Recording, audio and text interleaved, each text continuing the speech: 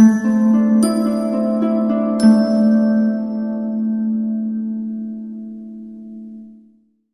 the world order. This session's theme, a watershed moment, transformative solutions to interlocking challenges, seeks to capture its seriousness.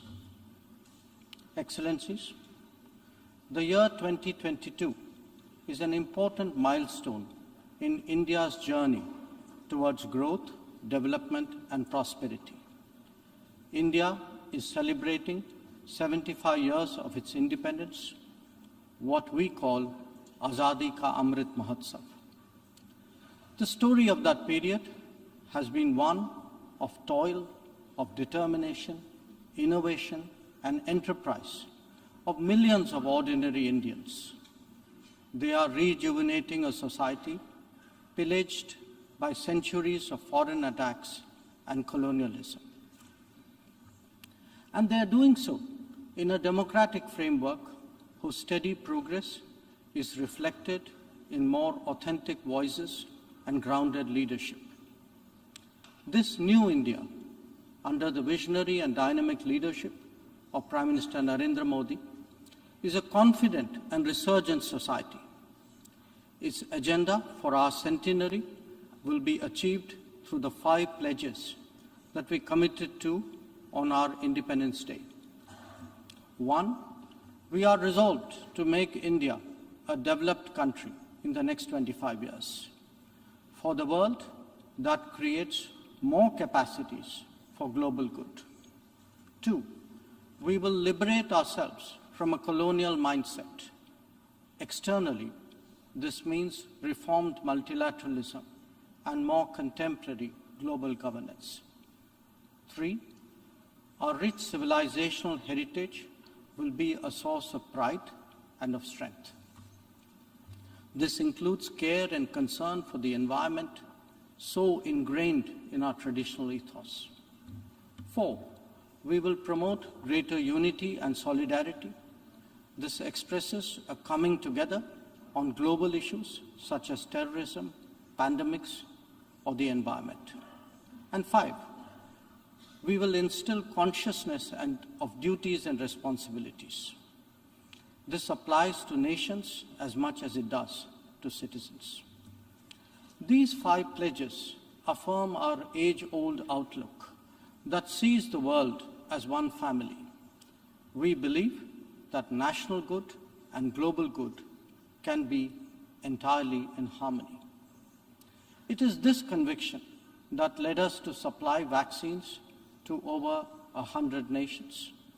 Similarly, our evacuation operations in HADR situations always had room for other nationals in distress. Even as we meet our own development targets, India offers partnerships to our brothers and sisters in Asia, in Africa, and Latin America.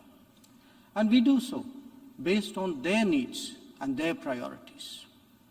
Today, the focus is on green growth, better connectivity, digital delivery, and accessible health. Our solidarity is not just in words. You can see them in 700 projects across the world. Madam President, even while India contributes to global betterment, we recognize the sharp deterioration in the international landscape. The world is already struggling with challenges of post-pandemic economic recovery. The debt situation of the developing is precarious. To this is now added the rising costs and the shrinking availability of fuel, of food, and of fertilizers. These, along with trade disruptions and diversions, are among the many consequences of the Ukraine conflict. The Indo-Pacific, too, witnesses fresh concerns about its stability and its security. And climate events have added an overlay on these mounting anxieties. As we saw in the case of the COVID pandemic, the South will be the most impacted, even if the immediate causes are well beyond. It is imperative that global conversations recognize this deep unfairness. The inequity of vaccine distribution should not be replicated in other domains. Madam President, as the Ukraine conflict continues to rage, we are often asked, whose side are we on? And our answer each time is straight and honest. India is on the side of peace and will remain firmly there. We are on the side that respects the UN Charter and its founding principles.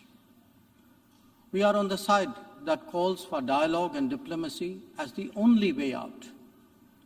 We are on the side of those struggling to make ends meet, even as they stare at the escalating costs of food, of fuel, and fertilizers. It is therefore in our collective interest to work constructively, both within the United Nations and outside, in finding an early resolution to this conflict. Excellencies, while the global attention has been on Ukraine, India has also had to contend with other challenges, especially in its own neighborhood. Some of them may be aggravated by the COVID pandemic and ongoing conflicts, but they speak too of a deeper malaise. The accumulation of debt in fragile economies is of particular concern. We believe that in such times, the international community must rise above narrow national agendas. India, for its part, is taking exceptional measures in exceptional times. We do so when we send 50,000 metric tons of wheat and multiple tranches of medicines and vaccines to Afghanistan. When we extend credits of $3.8 billion to Sri Lanka for fuel, essential commodities, and trade settlement. When we supply 10,000 metric tons of food aid and vaccine shipments to Myanmar. When we fill the gap in humanitarian needs left unaddressed by political complexity. Whether it is disaster response or humanitarian assistance, India has stood strong, contributing particularly to those nearest to us. Excellencies, the world as we knew it is poised for transformational changes. It has been impacted in recent times by a succession of shocks, each of them significant by itself. The COVID pandemic called into question the over-centralized nature of globalization and has led all of us to seek greater resilience and reliability of supply chains. The repercussions of the ongoing Ukraine conflict have further heightened economic stresses, especially on food and energy. Climate events have added to disruption that the world is already facing. As for the promise of technology, it has certainly multiplied our capabilities, but also added to our vulnerabilities. Trust and transparency are legitimate expectations of a more digitized world. The quest to create a better global order would necessarily have to address all these issues. Among them, some are clearly more existential in nature and necessitate intense coordination by the international community. Climate action and climate justice are particularly noteworthy in this respect. In their pursuit, India has worked with partners on the International Solar Alliance, the One Sun, One World, One Grid initiative, and the Coalition for Disaster Resilient Infrastructure. We stand ready to support any collective and equitable endeavor to protect our environment and to further global wellness. Lifestyle for Environment, or LIFE, as declared by Prime Minister Narendra Modi in Glasgow on the sidelines of COP26, is our homage to Mother Nature. India remains deeply committed to fighting climate change under the UNFCCC and the Paris Agreement. We do so on the principle of common but differentiated responsibilities and respective capabilities in the light of different national circumstances. We have announced our updated nationally determined contributions after COP26.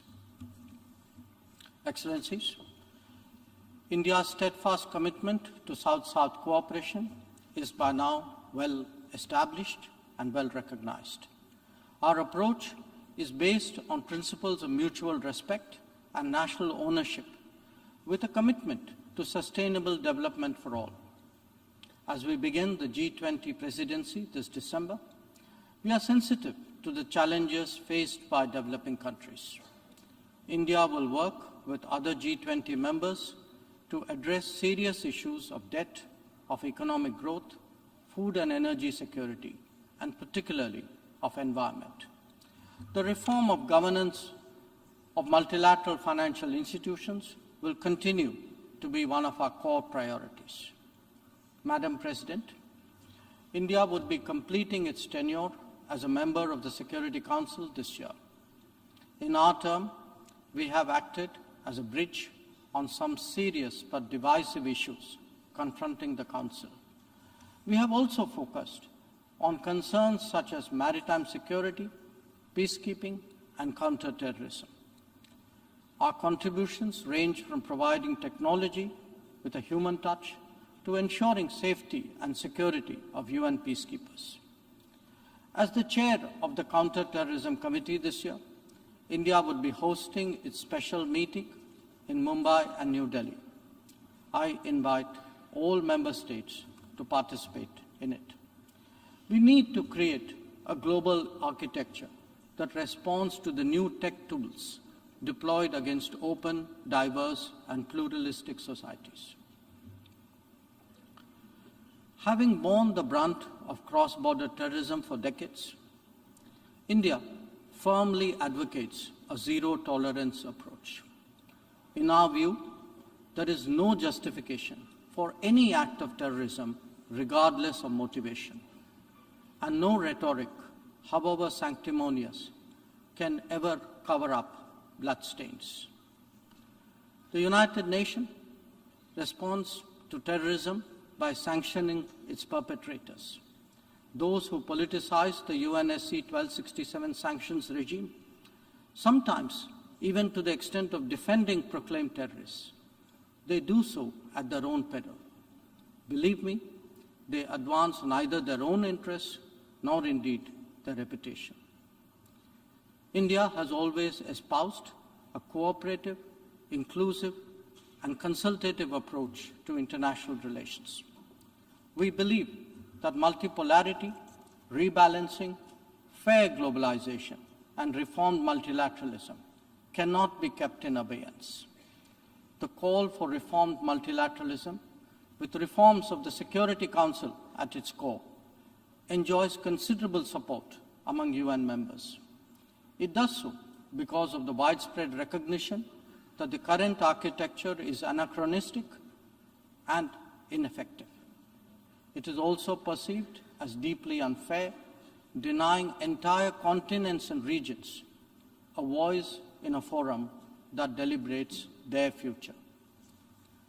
India is prepared to take up greater responsibilities, but it seeks, at the same time, to ensure that the injustice faced by the Global South is decisively addressed.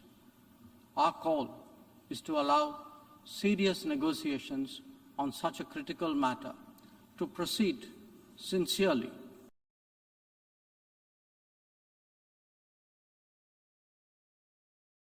Sometimes it is essential that the world listens to more voices of reason and experiences more acts of goodwill. India is willing and able on both counts. We believe and advocate that this is not an era of war or of conflict. On the contrary, it is a time for development and for cooperation. Madam President, in the past, this august assembly has served as a meeting point of views and as a catalyst for action.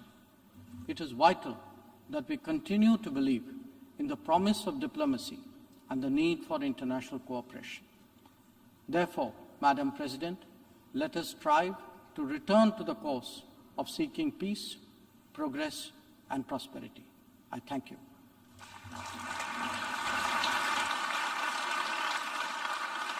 Agradezco al I thank ministro the de Minister for Relaciones External Exteriores Affairs of de la India. India. Doy ahora la